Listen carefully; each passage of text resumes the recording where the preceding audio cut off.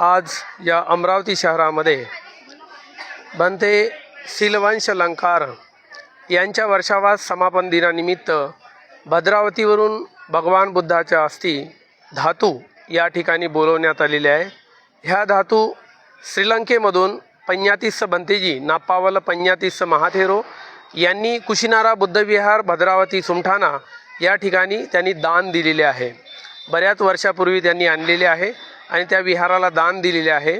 यांनी याचना केली या बंतेजीने की आमच्या इकडे सुद्धा अमरावती शहरातील उपासक उपासिकांना भगवान बुद्धाच्या धातूचे दर्शन व्हावे आणि त्यांचं सुद्धा पुण्यकर्म वाढावं या उद्देशाने बंतेजीने रिक्वेस्ट केली की आमच्या शहरात सुद्धा आपण धातू घेऊन यावं।